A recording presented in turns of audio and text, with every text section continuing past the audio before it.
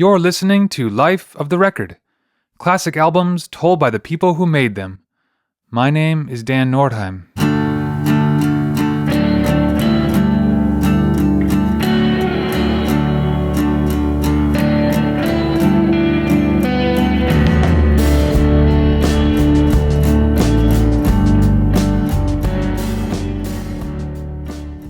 Minor Threat formed in Washington, D.C. in 1980 by Ian MacKaye, Jeff Nelson, Lyle Preslar, and Brian Baker.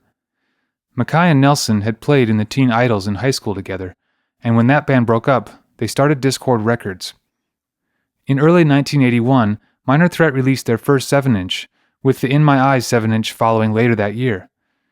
When Preslar decided to leave for college, Minor Threat temporarily broke up. After speaking with HR of the Bad Brains, MacKaye was convinced to reform the band, and Preslar agreed to return. Brian Baker wanted to switch from bass to second guitar, so they asked Steve Hansgen to join as the new bassist. In early 1983, they returned to Inner Ear Studio to begin recording as a 5-piece. Out of Step was eventually released in the spring of 1983.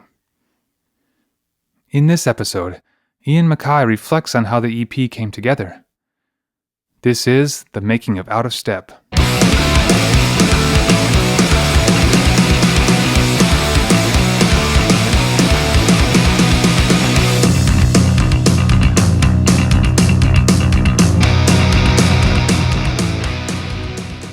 This is Ian MacKaye, and we are talking about Minor Threat's Out of Step EP, the 12-inch EP that came out in April of 1983.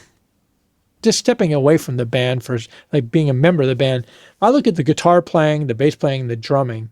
I think they were brilliant players. Jeff Nelson is one of a kind as a drummer, and I think both Brian and Lyle and Steve on Out of Step, they're great players. And we grew up under the shadow of the Bad Brains, and I think that we really put a lot of emphasis on precision and practice and surprises. The Bad Brains arrangements were super strange and cool, and I think that we never could keep up with them, but we wanted to at least say, we're on that team where we think about this stuff. We care. We did care. We gave a fuck about our music. And there was a tendency for a lot of punk bands to not care and just to be schlubby, and that's fine, but that's not where we were at.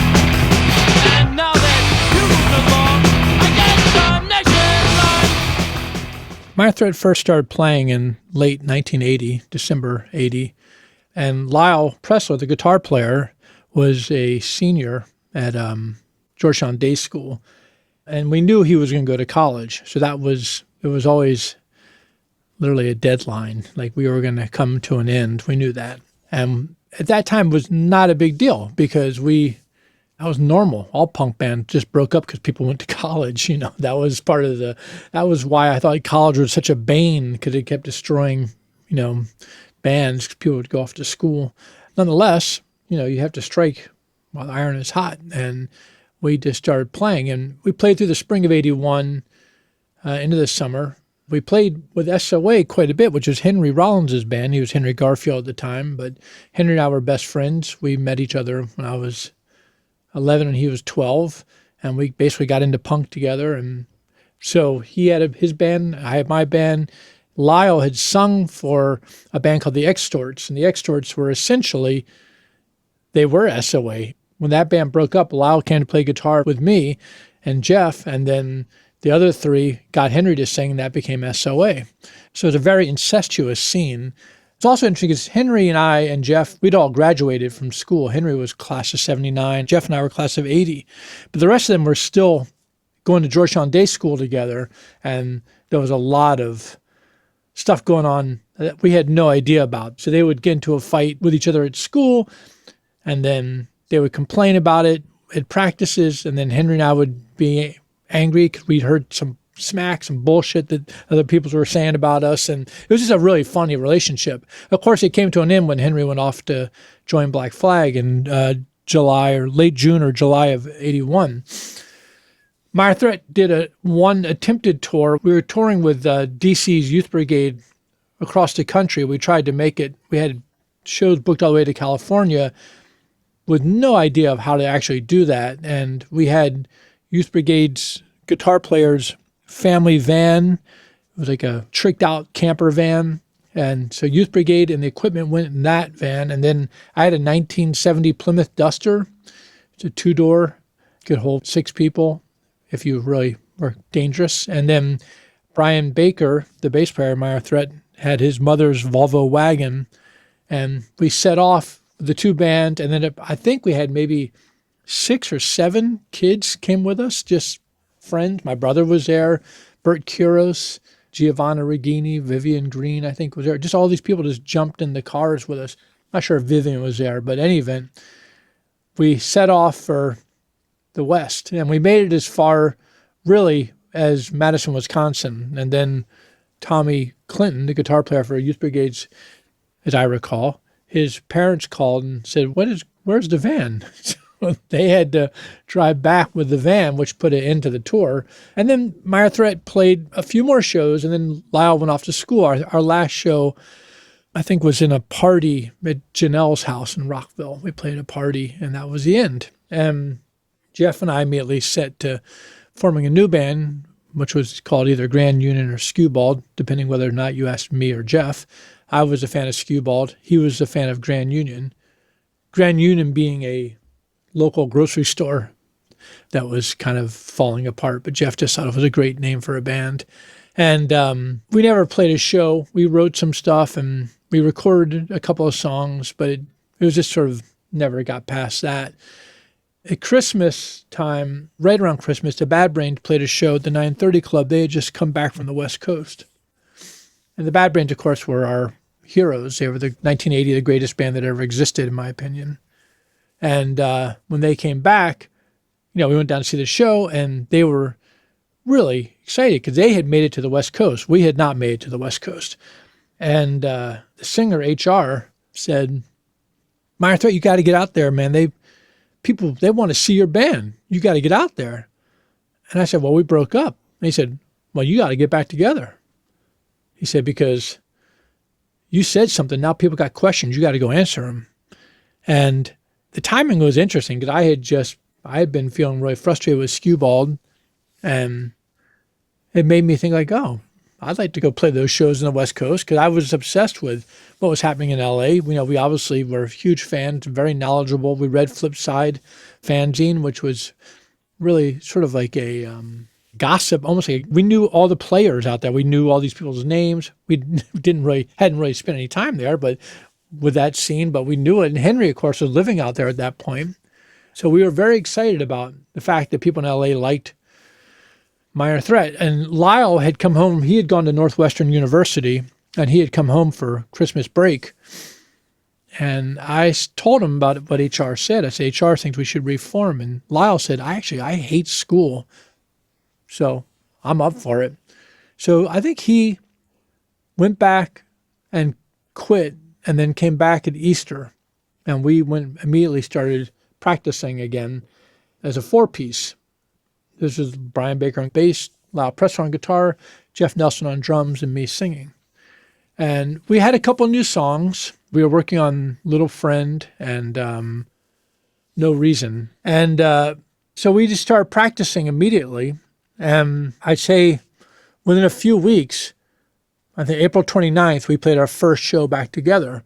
And we opened for the Bad Brains at the 930 Club. And it was it was pretty amazing to play again. There was a lot of consternation in the scene here about the fact that we had reformed because there had been a general sense that bands, you didn't reform. That was sort of selling out. Like once you finished something, that's it. You just built something new. You did something else. So there was a little pushback about us reforming, and it may not have been quite as severe as I and the others were feeling, but we were certainly feeling defensive about it. And we talked a lot about a return to the stage because people had sort of referred to us as selling out. So we wrote a song, a joke song called Cashing In, which was to sort of mock the idea that we were selling out.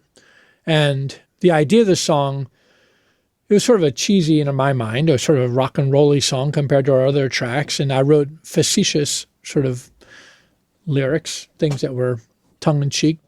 And the idea was to play it one time, the first song, the first night we reformed at the 930 Club, which we did. We played it. We opened with it.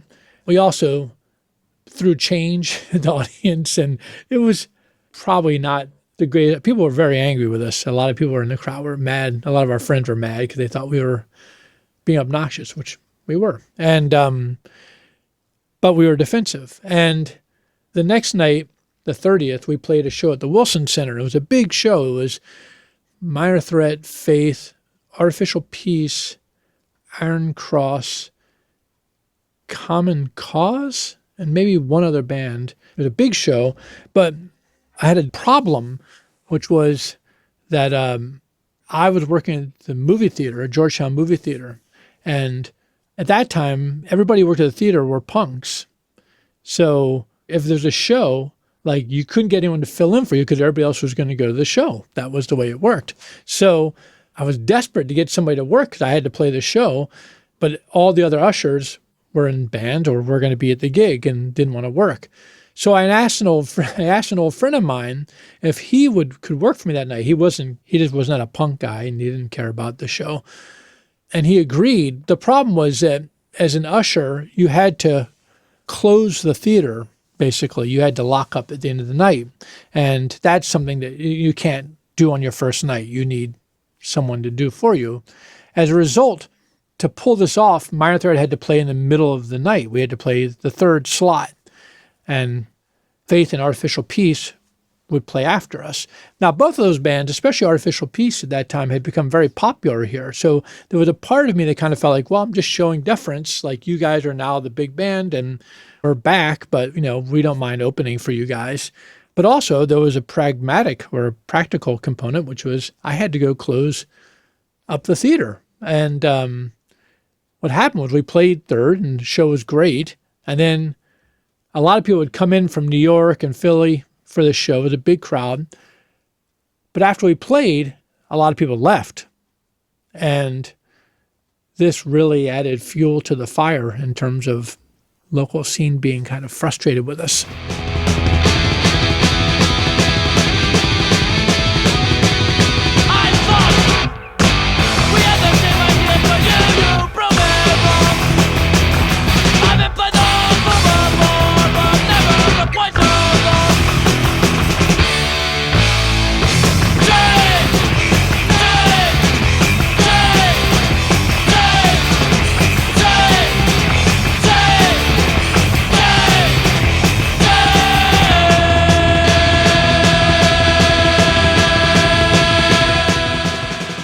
That summer, we finally did a tour. We went across the country. It was great. It was a 4-piece and really eye-opening, and we learned a lot. And we came back, and I think on the tour, at some point, it became clear that Brian, who was playing bass, was not happy playing bass. The thing about Brian Baker is that he's like a genius musician, and he was a guitar player. He was, in many ways, probably like the best guitar player. Yeah, he knew how to lead, and he really understood guitar. And, because Jeff and I started playing with Lyle to begin with, we were looking for a bass player, and Brian said, well, I'll play bass because he wanted to be in the band, but really he's a guitar player.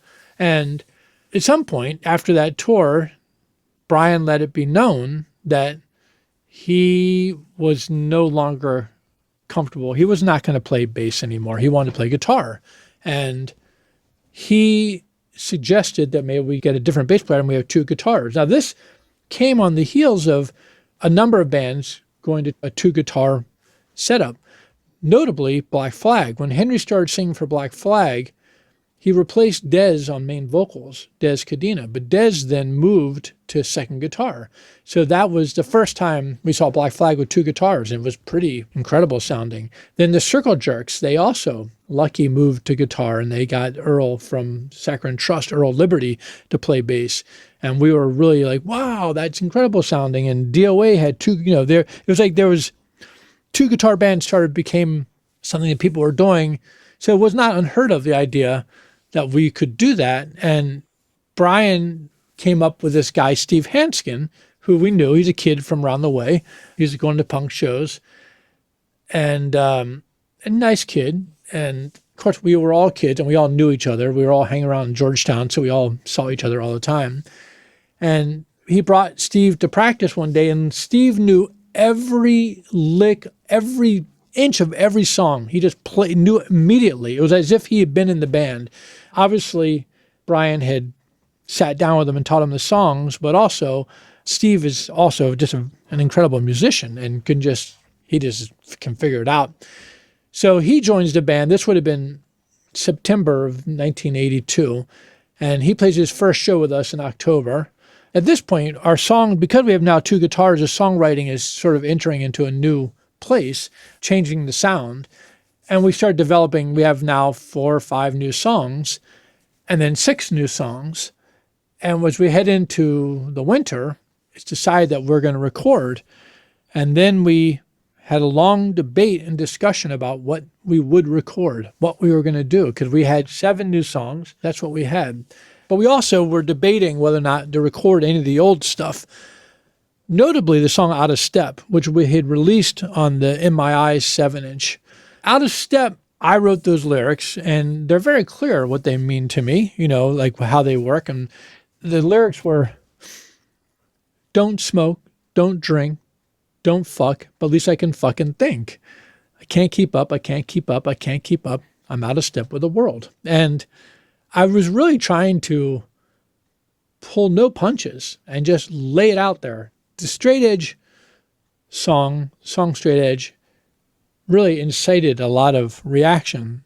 And I wrote In My Eyes as sort of a song that would sort of maybe delve a little deeper into some of what I was thinking about. I kind of go point by point. But Out of Step was this declaration of sort of freakdom. Like the thing that actually attracted me to punk was the fact that punks were freaks. And I was a freak because I didn't do what seemed to me most of the world, including the punk scene, by the way, did, which was just constantly try to take leave of one's senses. And I thought it was an irony, but it was sort of the fact that I didn't do that made me a freak. So that when I got involved with the punk scene, saw these freaks who looked weird or did weird things or listened to weird music or believed in weird political stuff or weird religious stuff or practiced weird sexual stuff, whatever it was, whatever these freaks were up to, I was with them. I'd rather be on a boat with a bunch of freaks than a bunch of norms, because the norms only can only row in one direction, and that's always the wrong way. And so I was surprised when I got into punk, because then there was this real serious reaction from punks about the song Straight Edge, which I just sort of thought like, hey, this is a song about an individual's right to choose how he or she wants to live their own lives. That was it. Because I was ridiculed for being a straight kid, like a guy who didn't drink or didn't use drugs. In high school, I was ridiculed for it. And then in the skateboard world, I was ridiculed for it. And then when I went to rock shows, like big concerts, I was ridiculed for it.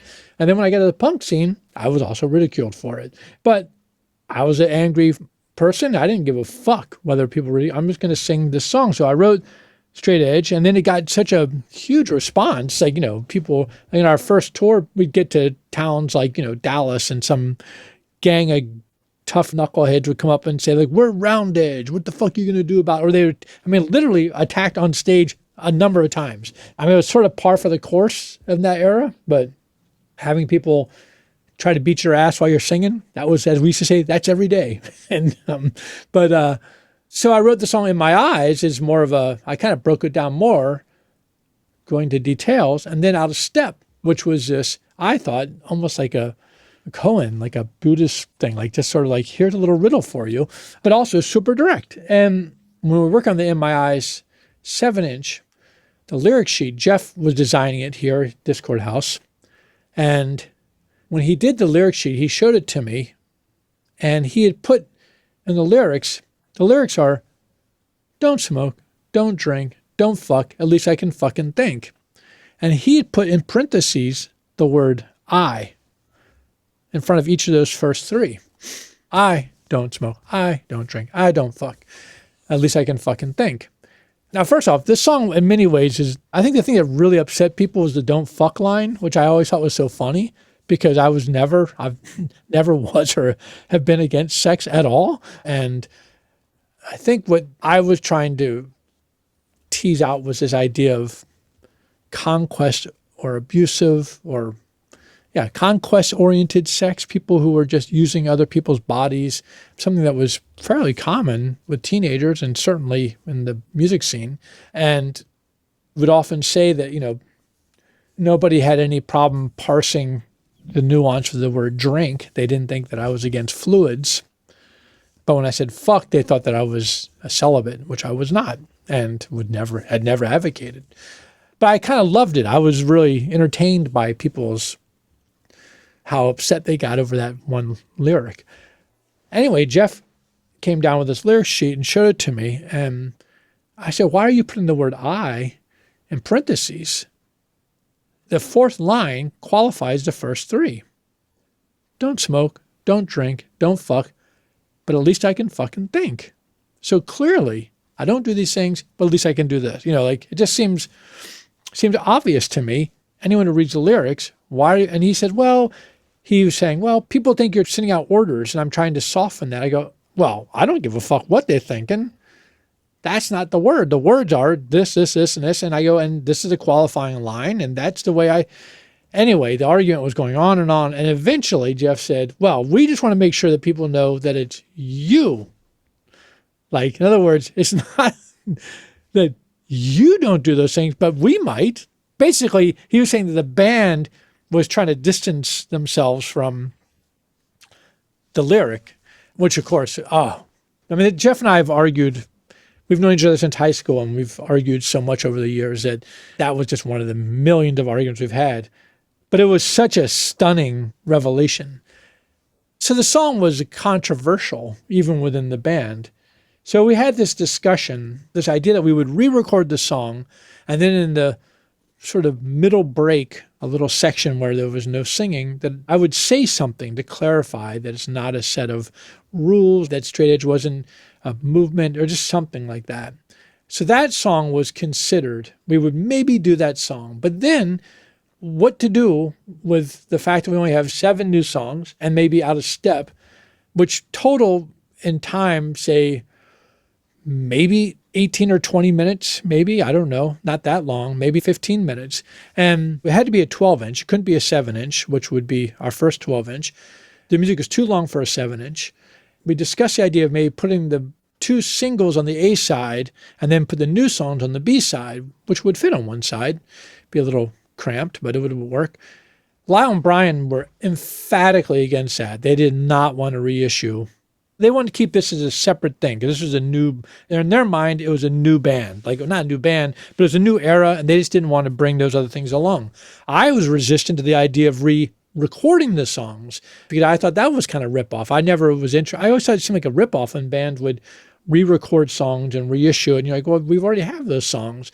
So we argued about this in practices. The other thing that we argued about was whether or not to record Cashing In, which I was against, but the band really wanted to do. And I think I finally agreed to do it this is typical of me, that I agreed to do it, but I hadn't agreed to release it, but I would record it just for posterity's sake. I think probably part of me secretly was like, all right, we'll put this out. If you're going to record it, it's probably going to come out. So then we had basically the 7 new songs, Out of Step and Cashing In. And then we said, well, let's just go to the studio and we'll start. So what now? Do we shake hands and go our separate ways? Or do I open my mind and follow you into the haze?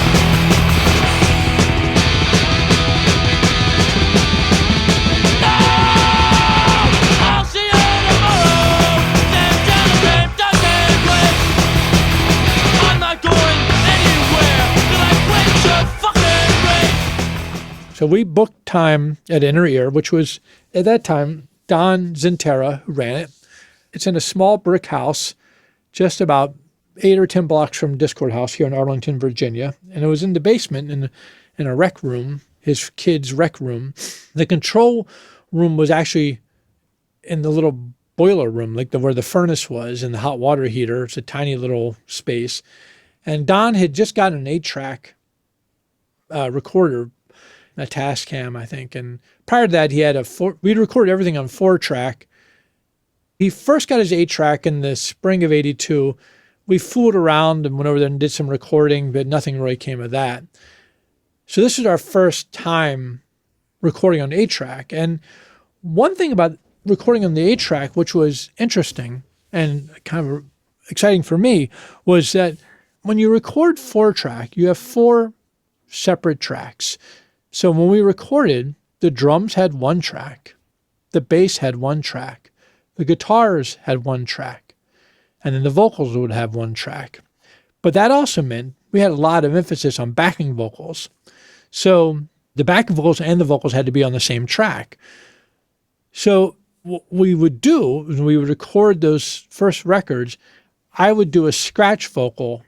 They would play the music and I would sort of kind of sing along, but not going too hard because I don't want to blow my voice out if they have to repeat the song over and over and over. But I would just do a placeholder so we knew that the count was right or whatever. But once we had the track down, once we selected which version we were going to use, then we would all go into the other room. I would have a mic and the rest of them would stand behind another mic. And then we would do the actual vocals. So it's overdubbing, doing them after the music. With an 8-track, that problem has been solved because now we had 2 tracks for vocals and I could do the vocals live. So Out of Step was the first time that I sang live vocals. All the songs that are on there, those vocals are done live. There's no overdubs. Those are actually, they're done at the moment, which was amazing. I stood in a little under the stairs going down to the basement where they have a washing machine and a dryer and a work sink. We set the mic there. And then right there on the other side of the door was the rec room where those guys played. And then Dom was in this other little closet behind me. So this was really exciting for me because I like the idea of the sort of visceralness of just singing and just like once you finish a song, that's kind of the take. If that's it, then the vocals are done. We don't have to do anything. They would go back and do backing vocals, but it just felt it felt valid to me. Yeah, it just felt real. So that was exciting going into the studio to do it that way. And Steve, of course, now we had 2 guitars and Steve was on bass. So we were prepared. And I think that, yes, I mean, I guess by the time, it just, as I said, it was a fait accompli. We were going to be a 5-piece and that was fine. Actually, it was a show we did. It was called the 555 show, which would have been, I think, January 2nd, 1983. And it was Minor Threat as a 5-piece. And then Faith, my brother's band, they had just gotten another guitar player, Eddie Janney. They had become a 5-piece. And then this band, Marginal Man, who had sort of come out of the ashes of the band Artificial Peace. And it was their first show, I think. And they were a 5-piece, or their second show. So it was the 555 show. That was January 2nd. And January 3rd, we went into the studio to record Out of Step. So we were really working at that time. I think we were prepared. Yeah, we were ready to go.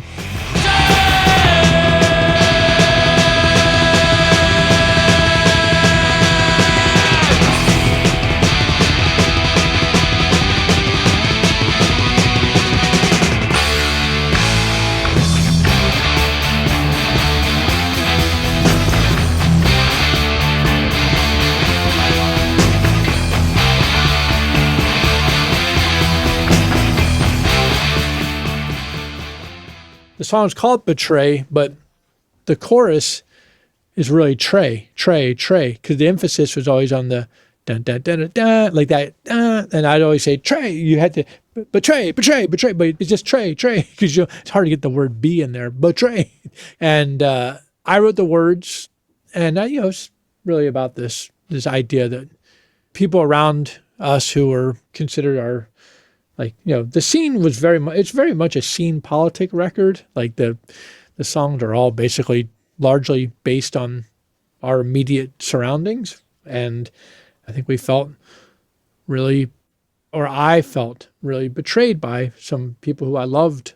And a lot of my songs start off with kind of a specific incident or a person in mind, but very quickly become much more general and just about the idea or the concept or the tendency or whatever, So probably when I wrote it, I probably could have even been granular and told you, well, this was about like when so-and-so did this or whatever. But then it just becomes itself. And of course, they're all the songs, they're always, they're always about Jeff too, because Jeff and I would always argue. So, so I was always would write words that were basically saying like, I thought we were friends, that kind of thing, And I have some practice tapes where you can really hear some ideas, other ideas. Like we had at one point a really kind of unfortunate kind of funk breakdown in that song that I'm so glad never made it past the practice room. We were all pretty obsessed with go-go music, so we tried to do like a little go-go breakdown, but it just didn't work, obviously. How's it? What is the ending of that one? Does it go, God damn it, we were supposed to stay young, now it's over and finished. Normal expectations were on the run, now it's over. Yep.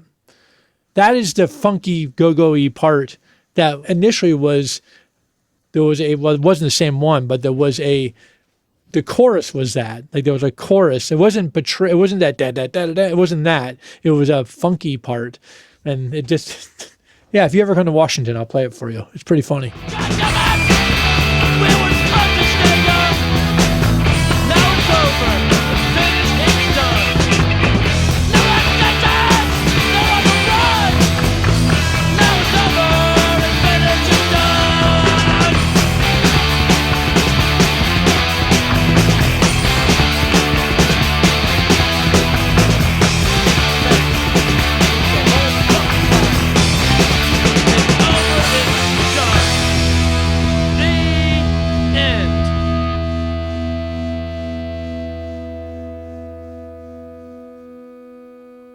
No, but it was a rocker. It's a good song, Betray. And the last record we'd put out was In My Eyes. And the song In My Eyes is pretty developed compared, say, to the first record. I'm not saying it's better. I'm just saying it's you can hear that we're becoming more developed in our craft or our arranging or thinking about music in a different way. And I would say even Out of Step, though it's fast and kind of raging, there was a kind of severity to that song that was really a departure for the band compared to the first single, which I think those songs are a pop song. I mean, I mean that in the best sense. I love pop music, and I wrote every song I ever wrote, I wrote to be heard and for people to sing along with. So those songs, I loved the kind of catchiness of them. Betray, I think, definitely showed that this was we had taken another step in our evolution. And you can note that I don't use the word progression because, and this may be semantics, but I think evolution is what happens to you and progression is what you try to make happen.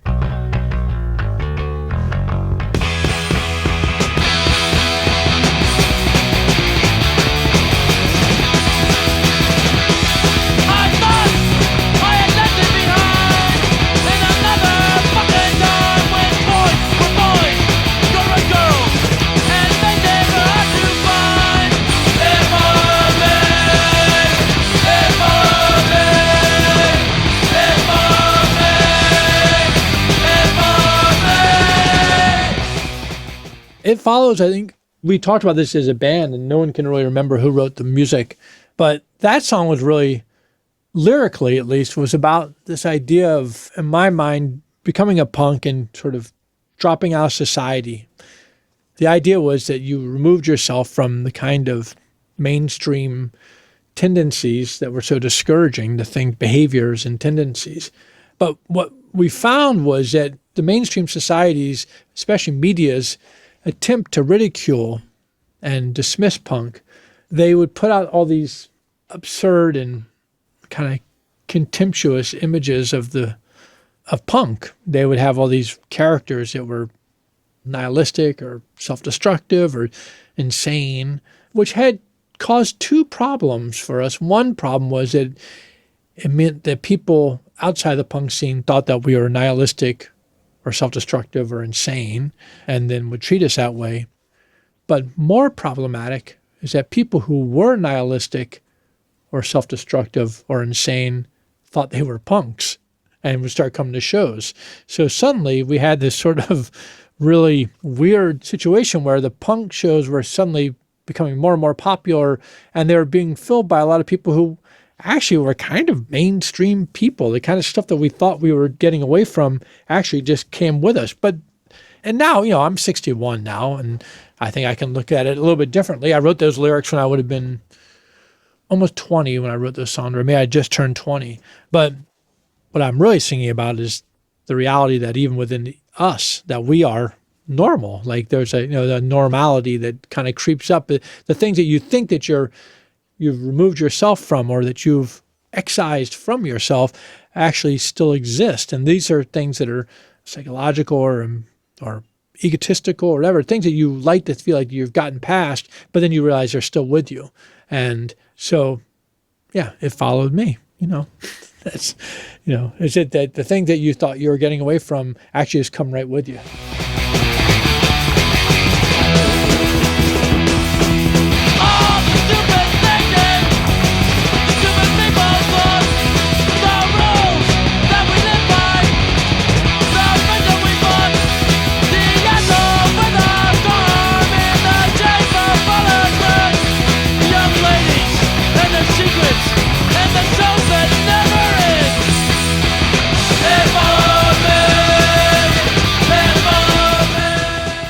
Initially, when we first started with two guitars, it felt a little sloppy because Lyle Preslar is such a genius guitar player and he's so tight. I think Lyle is an underappreciated guitar player. He played full 6-string bar chords with such precision, and his tone was always great. Like he just really played, and his rhythms were so cool. Brian is a slightly, at the time, he was a looser guitar player, so it took a little bit of getting used to the songs not being quite as razor sharp as they were before. They were really, like, we were playing super tight.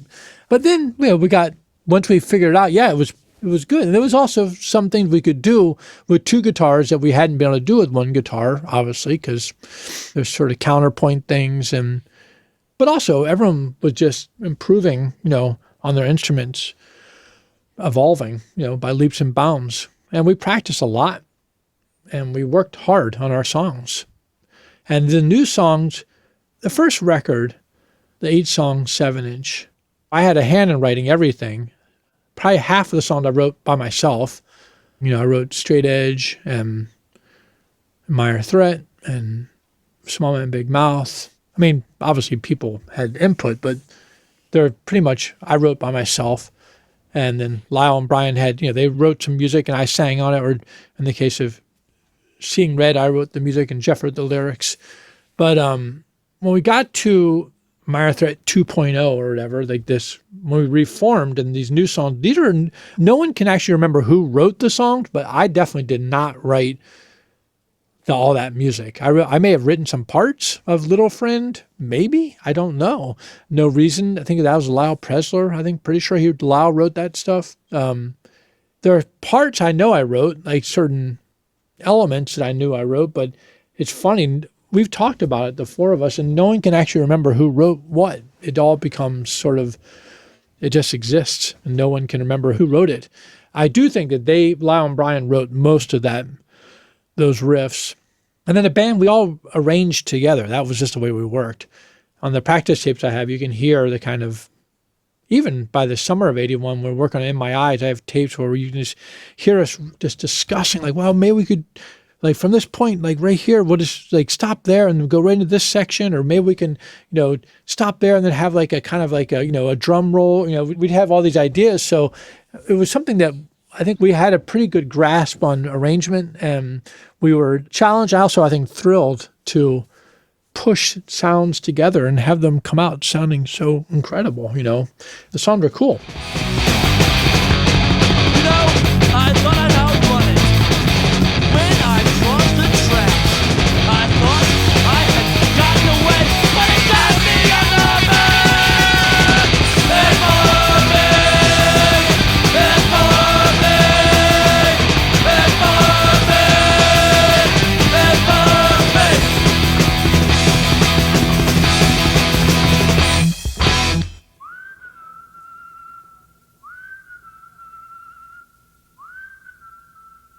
the creep, the disc follows no matter what. So at the very end of the song, I whistled. Yeah, so that perhaps was me trying to illustrate the idea of the kind of safe walk down the street that I thought I was having until something came up and tapped me on the back.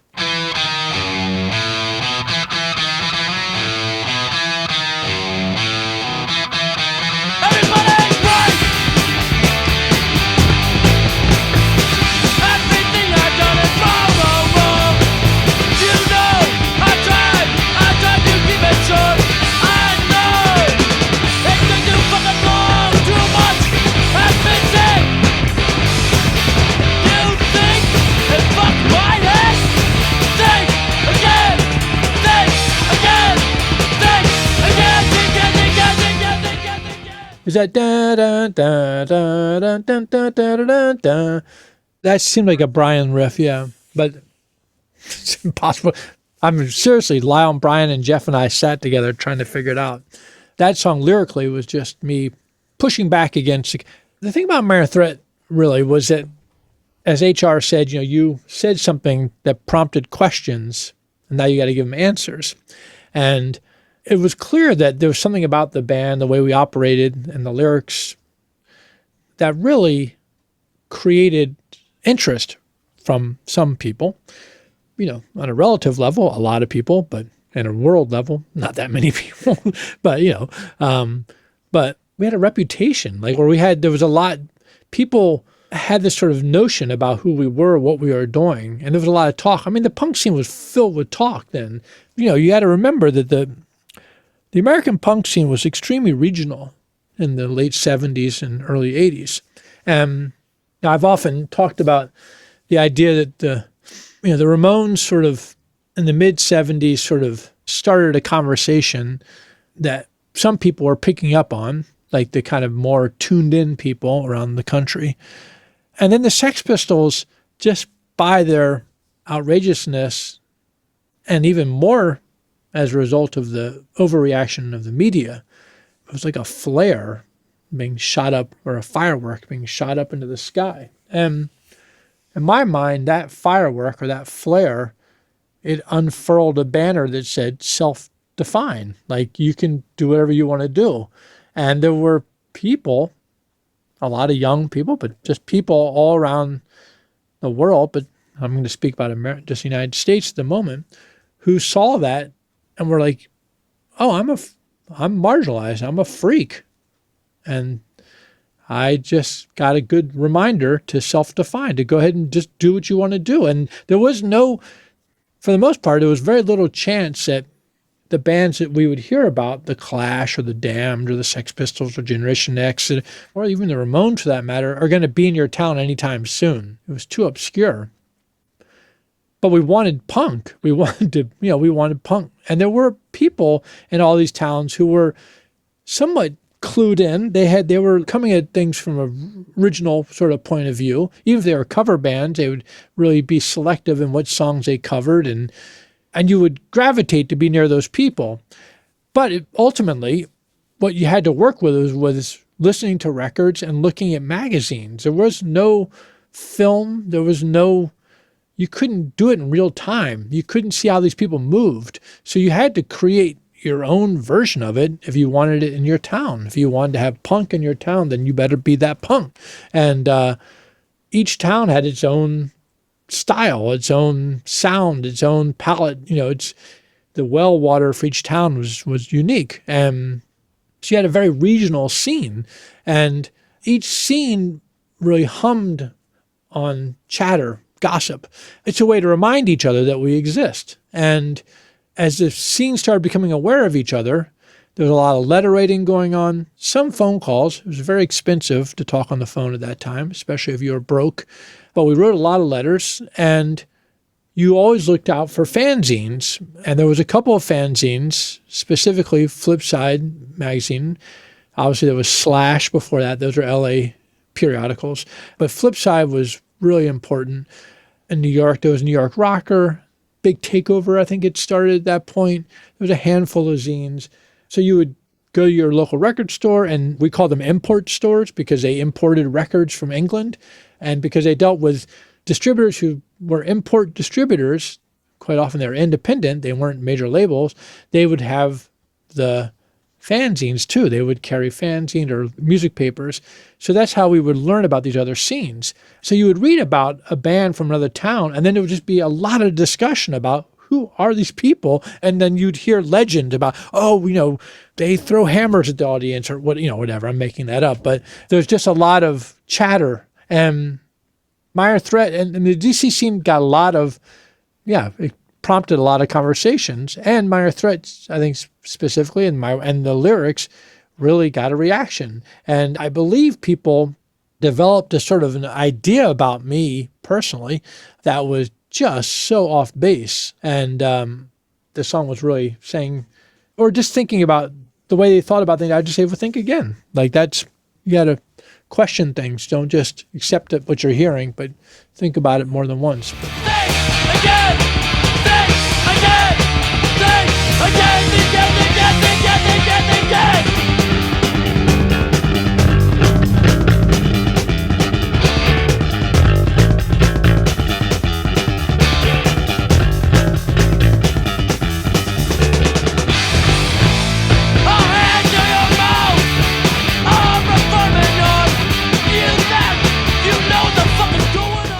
People in bands who really became really rock stars, and I saw, you think you're something, think again. Like, you're just normal like me. We're just all normal people. I was, always pushing back on the idea that I wasn't into rock stars. Still not.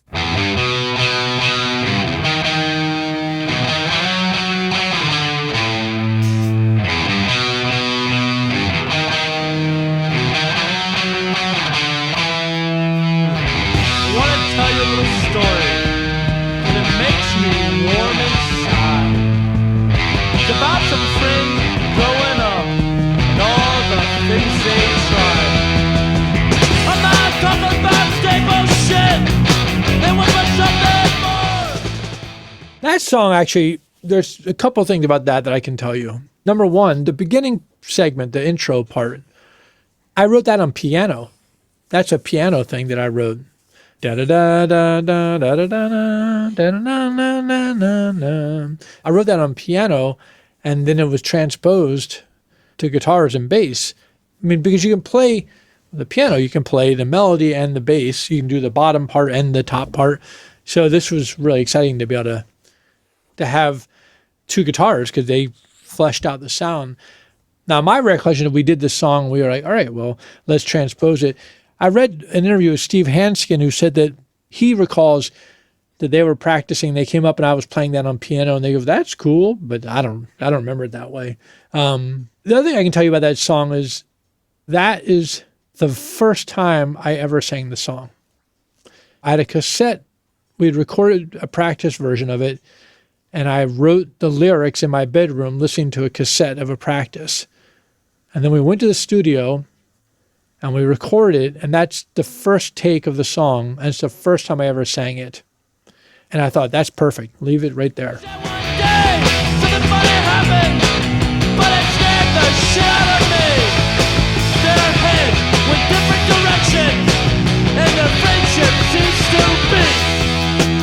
Some days we'll look back and laugh.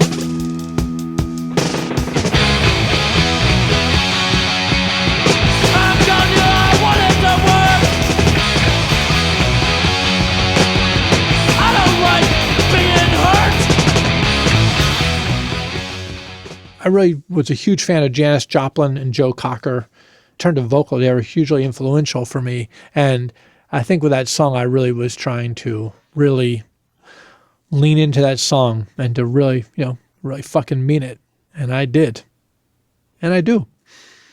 There's been some discussion over the years that that later on the other bands started singing about their emotions and stuff, and things started to change. But I would offer up that song literally name checks emotions and goes down so it's funny to me when people say, well, yeah, later, years later, bands started to really deal more with their emotions. And then in this song, Look Back and Laugh, I'm saying jealousy and anger. I'm talking to all the different emotions and actually acknowledging them. I always thought it was funny that I was like, well, there's actually this song where I actually literally sing about emotions. That's a good song though. I think that I was always, even the first record, those songs are all about social interaction. And I'm critical of people, even a song like I Don't Want to Hear It, that's partially about the world at large. It's also about people that I know, who just always talk bullshit. And I just don't want to, so I think that my interest in sort of being introspective or thinking about things, even the song Straight Edge, I'm literally talking about myself.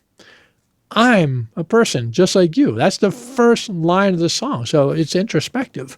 So to me, this seems the same way that the music has evolved over those, through just playing together and time and growing and understanding our instruments. The same way it would make sense to me that my lyric writing and my singing would also evolve. But I don't know if it's so world weary necessarily. Maybe by Salad Days, which was later. That was another almost a year later. Then maybe, you could say I was more jaundiced.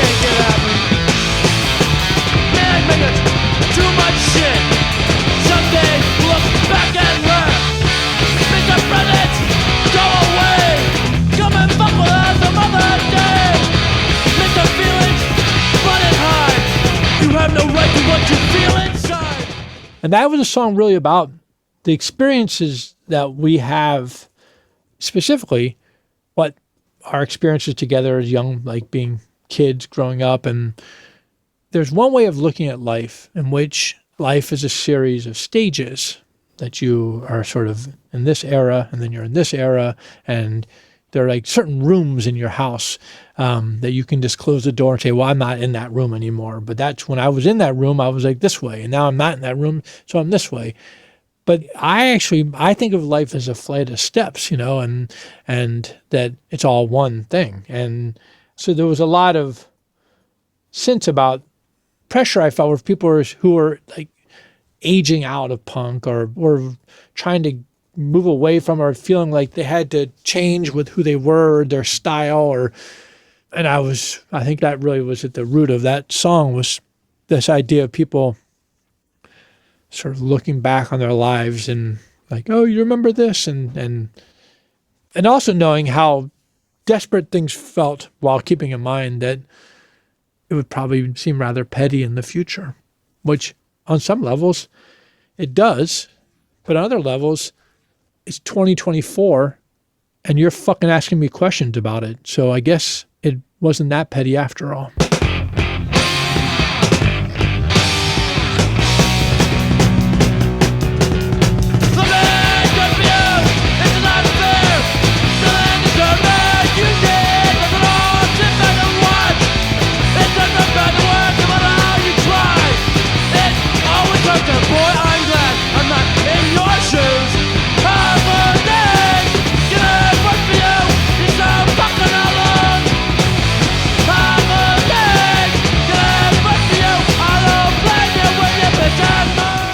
Sob Story lyrically was just about this sort of notion that the scene was so much belly aching going on, and I was just kind of making fun of them for that. And again, on a micro level, they're probably every word in there is specifically about an incident or a person, but once you put all the ingredients into the pot, it just becomes a stew. It is what it is, a singular thing. Any one of those lyrics I could probably, it could be a caption to a certain photograph of my memory. But once I got into the rhythm of it as a whole, it was about the tendency that human beings have to feel sorry for themselves when that energy could be used to actually advance themselves and not be stuck, not to wallow. Fucking not fair, man. That's not fair. Fuck!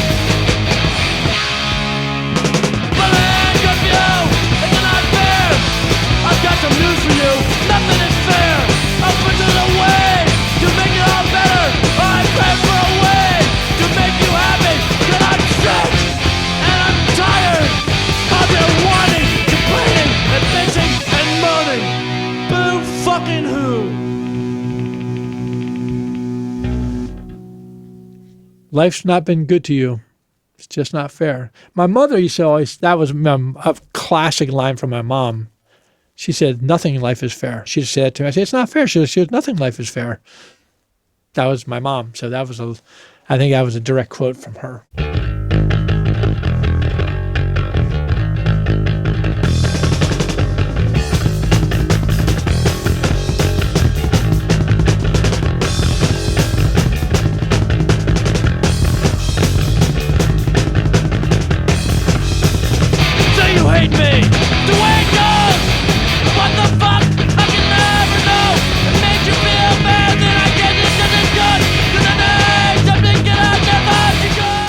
No Reason. That, I'm sure Lyle wrote, not all of it, but maybe most of it. I don't remember.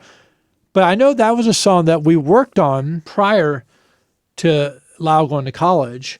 And he had written a set of lyrics called No Reason. And it was about we had done a show and the police shut the show down and cracked a bunch of people's heads. And he had written a lyric about that. And then when Jeff and I were playing in Skewbald, we actually played the music of part of that song at least. So I don't know if I wrote it. Maybe I wrote that section. Don't know. I have recordings of Skewbald playing maybe the verse, that part. But the chorus in that song is one of my favorites. I love that chorus. It just sounds so good. And the way I sing and the way I write my words or I have my vocals, like once I kind of set on it, it really is set. And I remember that was the first time I ever double tracked a vocal ever on the chorus. I never double tracked things before. And I just thought it would sound cool. And I remember we went in, and also because we had the 8-track, I had an extra track to fool with. So I tried to double it a couple of times while listening to my original vocal in my ears and the headphones. And I kept having trouble. I would pitch off of it. I would sing, like my brain would always make me sing in a different key. And so I said to Don, just take me out of my head. Let me just sing it again. I have recorded the first, the original live vocal is on there. So then during the overdub, I have my vocals turned off my headphones. So I'm hearing just music. And I sing it, and it's like perfectly lined up, exactly the same. And that's actually, since then, that day in 1983, whenever I double vocals, I always just say, just take me out of my head and I'll sing it exactly the way I sang it the first time. I mean, it'll just be spot on. And it almost always is. I just have it, especially a part like that, which has such defined shape in my mind. That was a good song. I like all these songs. They're good songs.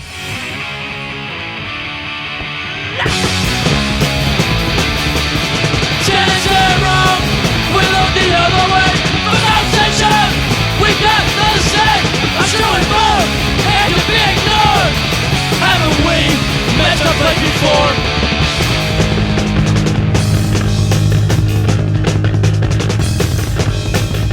What's the problem? Is it not fine? Are we dealing with a fucking pride? Do you really want to leave it alone? I learned what do you and all I fucking know. I had to say that wasn't only about Jeff, but no question that Jeff and my relationship was always a fodder for, but no, I think that was about other people too, though. It was just, or actually older friends, people that there was a person I knew who I had met many years before punk, and we were friends, and then we became really not friends, and it seemed absurd, although I didn't like the fella, so. But I can't say, I don't know if that was specifically about Jeff. I can't say that.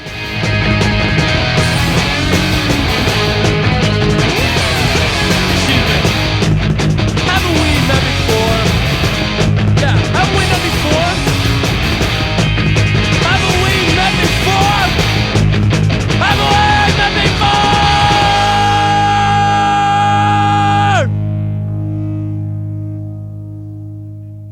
Little Friend.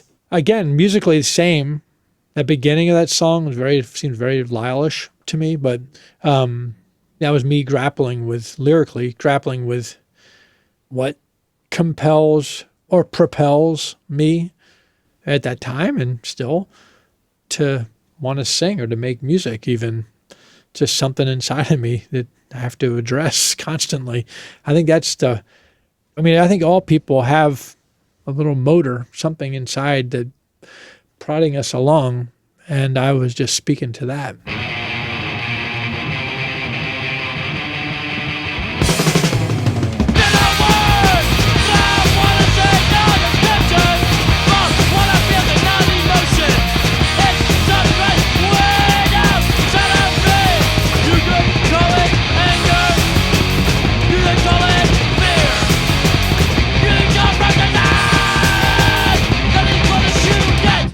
I had forgotten that I'd written about something gray until you mentioned it.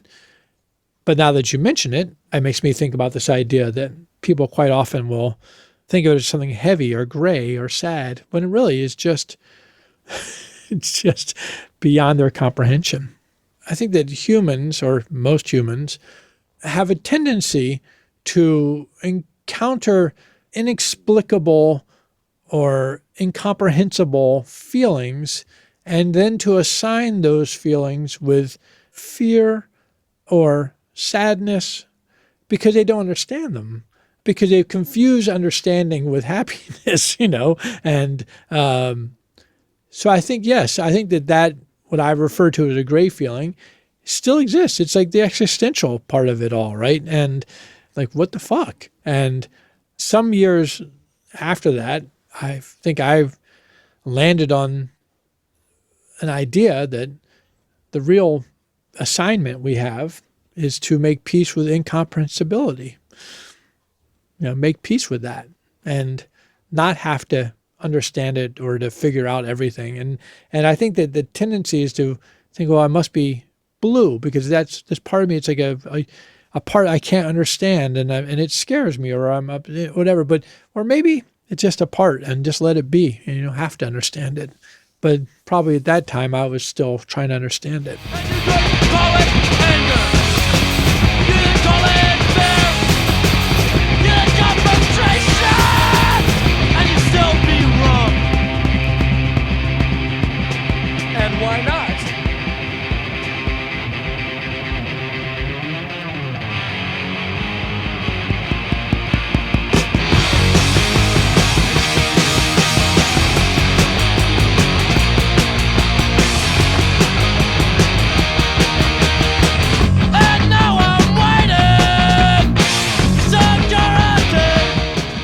Hard to parse this stuff because the song becomes so married to itself and its time and everything else. But if I think about it deeply, or if you ask me that, now I start thinking like, well, maybe that's what's going on. But it is interesting because it does, that one that says, and so now I'm waiting. Now I'm waiting. And it's a theme that I've come back to many times. Most notably, waiting room. It's the same basic, I'll wait. I'm a patient person. I'm waiting for the thing, whatever it is, it'll come along. And when it does, then I'll get to work, or I'll deal with whatever it is that thing asked me to do. I have other stuff going on all the time, but I'm patient. That's probably the first time that I articulated that kind of part of me, that just waiting for the thing or the circumstances to arise in a way that will result in something worth sharing.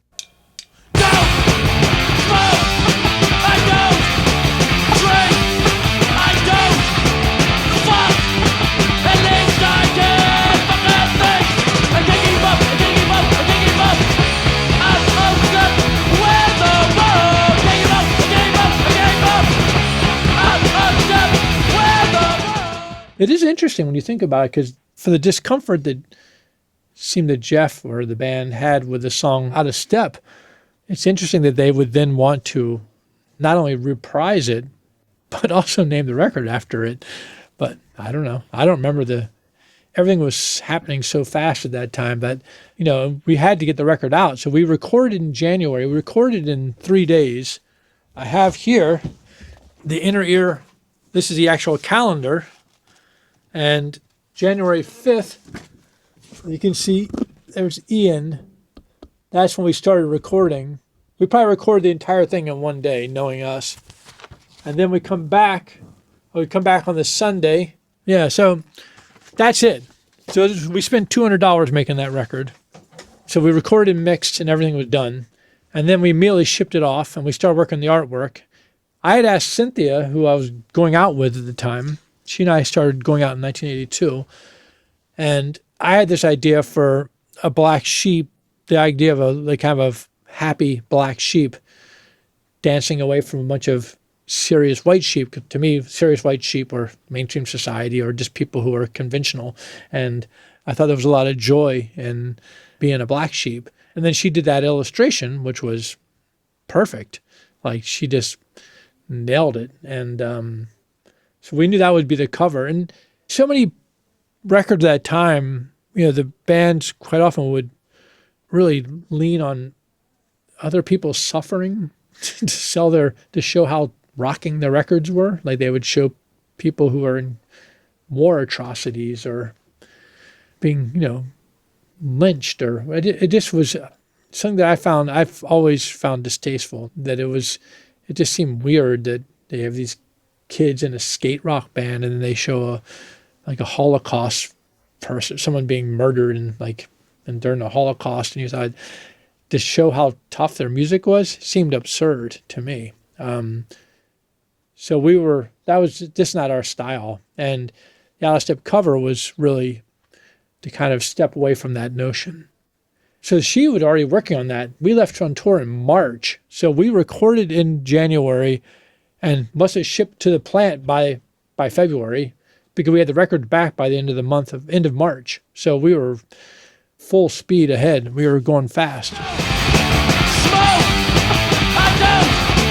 Drink! I don't! Fuck! And then darken! I gave up! I gave up! I gave up! Out of step with the world! Gave up! I gave up! I gave up!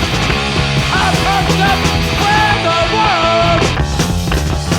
Listen. Well, as this interview might indicate, I don't tend to be prepared. I don't prepare in a way.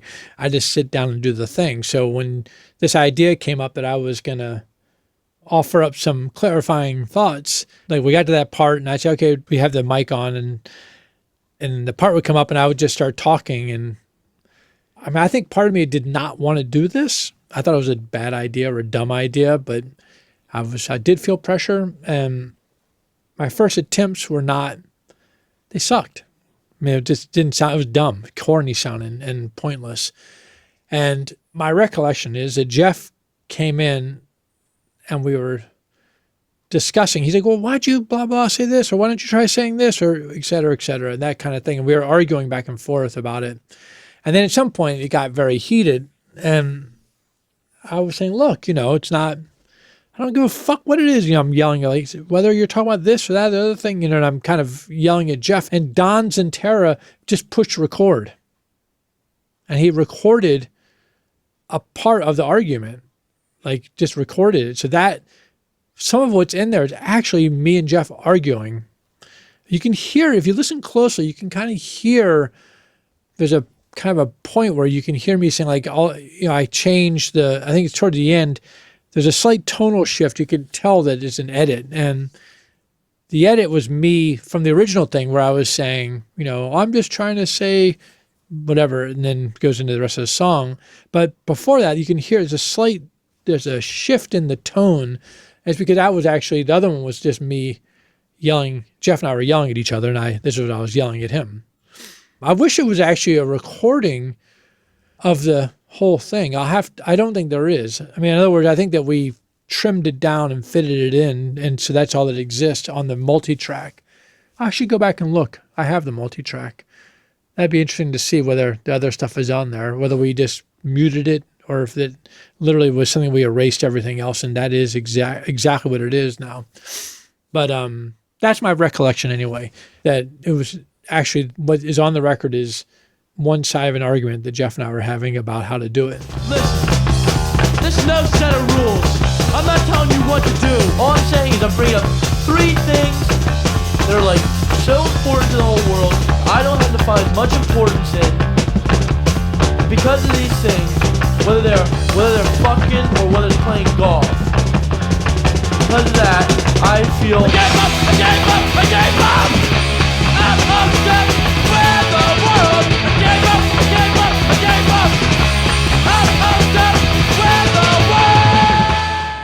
originally the record was going to be the 7 new songs, and then Out of Step was going to be on there but not on the track listing. You weren't going to see it. And I think actually on the vinyl, that's the case. So the original record, I don't think there is well, it gets more involved because the original artwork, the back of the record was black because we had a problem with the printing. We had left on tour.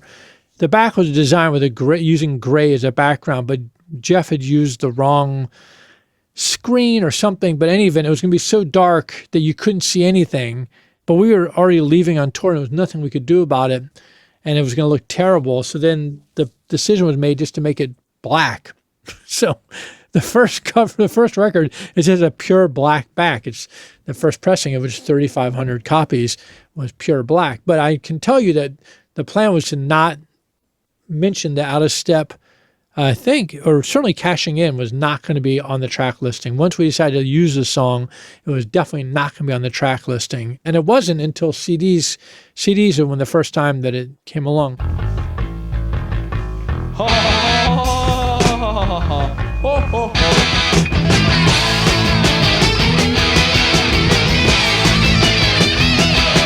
do you do? How think we've met? My name is Ian, and I'm a minor threat. You know I count on music to be a good bet.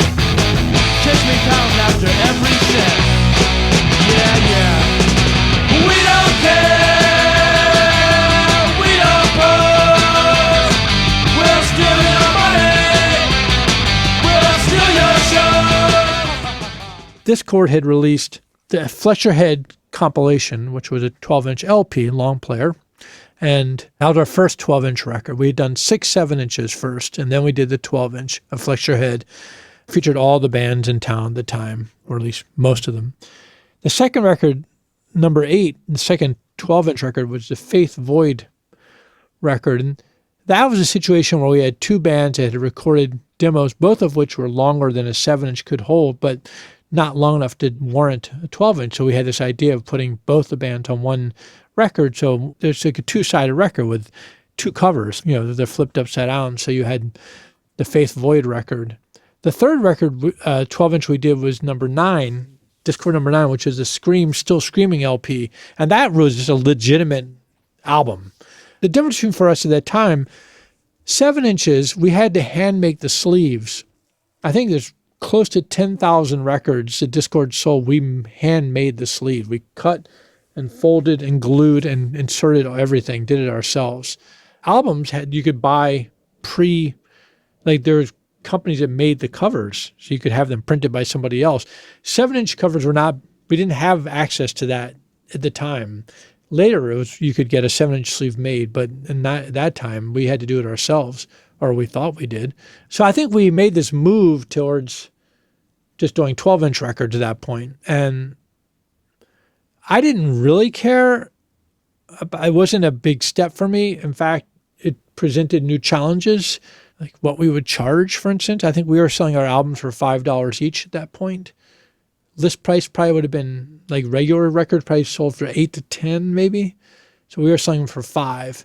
But when Out of Step was recorded, we were only it was just going to be these 7 or 8 songs. And we had a big argument about it. We were selling our 7 inches for $2.50. We were selling the album for $5. And we argued, and we finally agreed that we'd sell it for $3.50. That's how much, because it was not an LP, it was an EP. Which, by the way, just on that note, I was thinking about this the other day. I've never quite understood why, EP, as I understand it, means extended play. And I don't really understand why it's not an EP. It's the same vinyl real estate as an LP. It's a 12-inch. So if you have 12 songs on there, you call it an LP. If you have 5 songs or 6 songs, you call it an EP. I don't really understand why on earth, but that's what it was called, EP. We always thought it just meant not a single. Like a single was 2 songs, an A-side and a B-side. And if you put more than that, it was called EP because it's an extended play. But when we went to 12-inch, it's sort of reversed, and I've never quite figured that out. I was just thinking about that the other day and laughing about how weird terminology like that is. But in any event, this was not an LP, so we sold it for $3.50. We argued and finally agreed to it. I mean, I was always the one that pushed for the lowest possible price, just to thumb my nose or our noses at the record industry and the idea that we were selling out, which we were really not, and didn't want any confusion about that.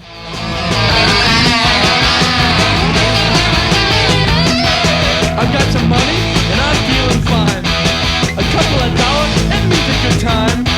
Well, you know, I'm gonna be alright with the money that I'm making off of you tonight, sucker.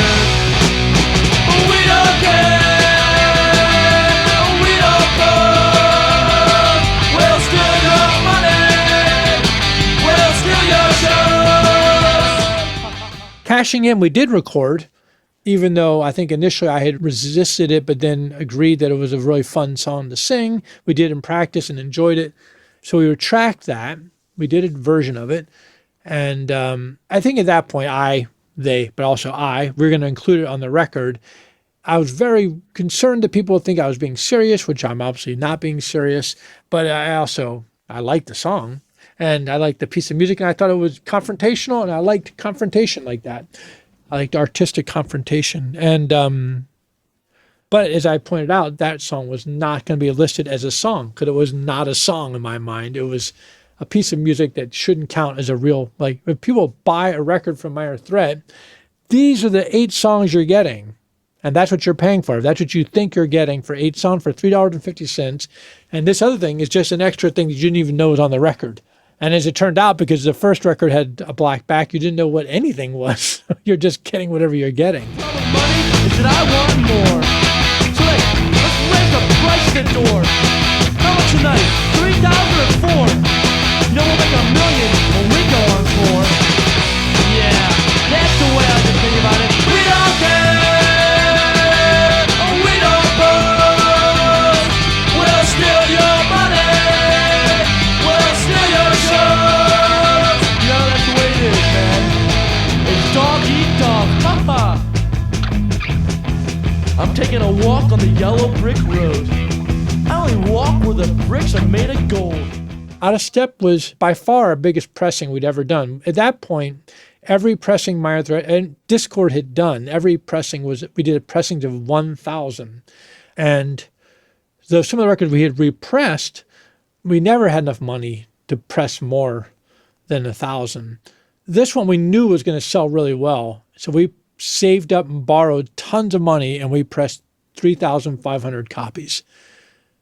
And the record was basically sold out before we'd even gotten it back from the plant. We had so many mail orders, but also the stores and distributors had taken so many that it was already a sold out record almost immediately, which was pretty mind-boggling. At that time, Discord, though we had been a label for a few years at that point, 2 years, we still had no credit with any record plant.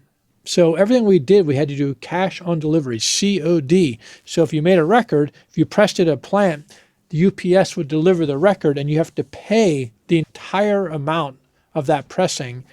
And we were broke. We were fucking broke. And Jeff and I, we all worked. We had jobs. You know, we paid $105 of rent and we were struggling. We were broke.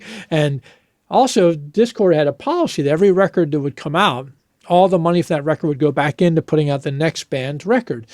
So the first record was the Teen Idols, which came out in December 1980. Henry wanted to do the SOA record, and we were still waiting for the money to come back from the Teen Idols to pay for it, but he didn't want to wait anymore. So he used his own money to press the SOA record. And then he said, when he left for Black Flag, he said, just whatever money comes back, just put it into putting out the next record. So then the Minor Threat record come out at that point and all the money. So now the money from that came back. We did the GI's record. When that money came back. We did the Minor Threat In My Eyes. When that money came back, we did, but then when we got to the 12 inches, they were so much more, it cost so much more money. We had to borrow money from people and we were broke. And we were always waiting for the distributors to pay us so we could press the next record. And Out of Step, the Minor Threat record was a huge problem because we sold out immediately. Most of the records going to distributors who, in theory, were going to pay you in 45 to 60 days. But in reality, you have to fight them for 6 months just to get a fucking $300 or whatever it was they owed you, because that was their game, was to always just dog you. So we really were up against it because we had this enormous response to the record. We had hundreds and hundreds of orders waiting. We were going to repress it, but we didn't have any money to repress it. Plus, The Faith had made this Subject to Change record, which was, we had recorded, and they were waiting to put out their record. So do we use the money that we get back from the first pressing to press the Faith record first, or do we repress the Minor Threat thing? It was very complicated and confusing time. And on top of that, while we were on tour in March and April of 1983, the band, present company excluded, because I did not agree, they decided that the mix sucked and they wanted to remix the record. We did remix that record, Out of Step, in May, and then we repressed. We did 5,000 copies with a different mix. Nobody really seemed to notice it at the time. That a distinguishing mark to tell you whether or not you have the first or second mix is that there's violins at the very end of the cashing in No Place Like Home section. There's like a violins tuning up. That's only on the second mix. On the first mix, it just ends with me saying, so where am I? With a little bit of a kind of reverb on my voice. And the vinyl for the next 20 some years or more was always second mix. But when we finally started working on the complete discography CD, which I think is how most people, especially back then, came to Minor Threat, was buying that CD. We had a long discussion about which mix to use, the original mix or the remix, the second mix. And everybody listened to it, and the entire band agreed with me, by the way, since I'm the one that always thought the first mix was better. They said, hey, the first mix is better. And that's what's on the CD, the first mix. And then when we started pressing the vinyl again over here in the early 2000s, we went back to the first mix. So that's what's available. Yeah, we don't care, we don't pose, we'll steal your money, we'll steal your show. That's the way it is in this world, right? Isn't that right? Boy, you had us pegged all along. Damn.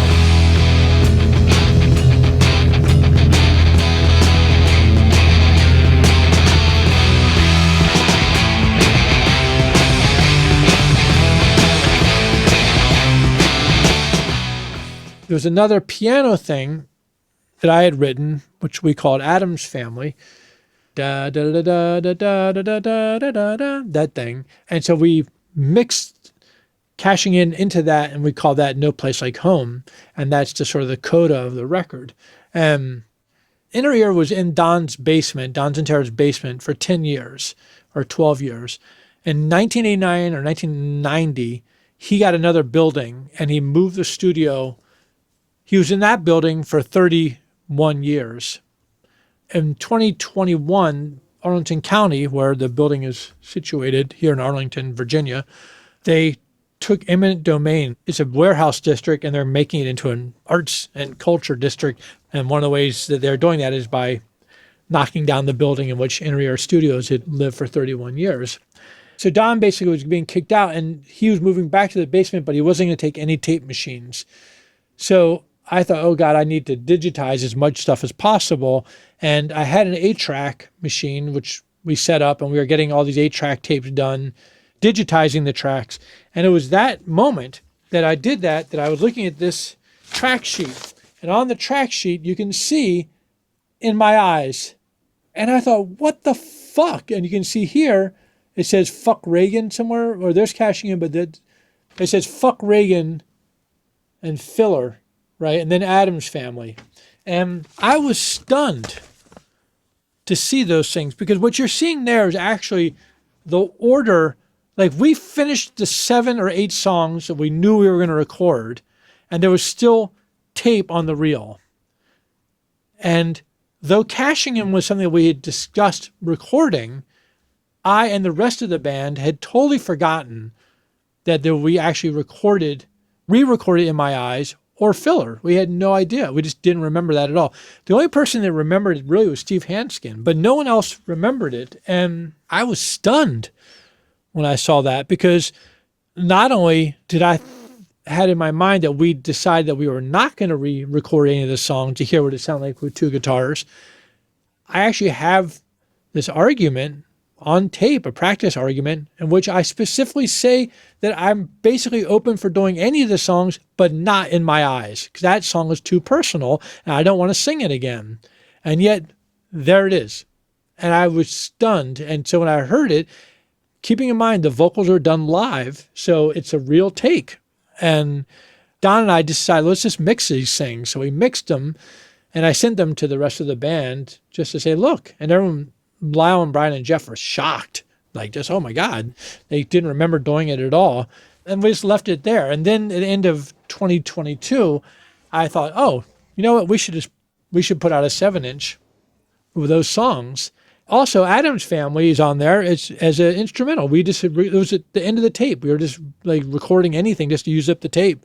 And we ended up taking Adam's Family and pairing that with Cashing In. But the other two songs, they were never mixed. I am very struck by the fact that in the order that we recorded In My Eyes prior to Cashing In, which means that it took precedence. The Cashing In was even an afterthought it really was an afterthought that we decided to record that.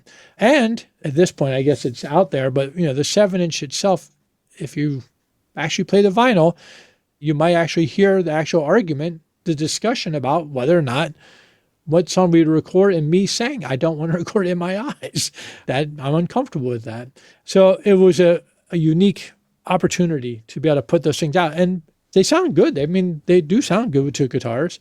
I'm not sure if they're better than the first. It doesn't really matter. They justify their own existence. It's just music. There's no place like home, right?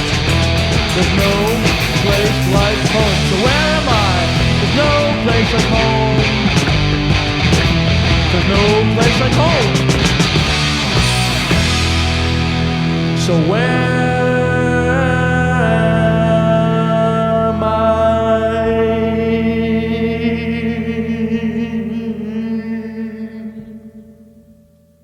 The first single to me was really specific reflection of that original body of songs. In My Eyes was a real departure from that first one.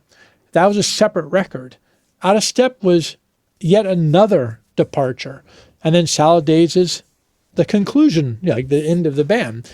Because, of course, after that tour in 1983, the 5-piece went out. When we came back, we went back to being a 4-piece. It just was not working, the 5-piece anymore. And Brian went back to bass, and we played the last bunch of shows over the summer as a 4-piece, which was really pretty amazing. It was so tight.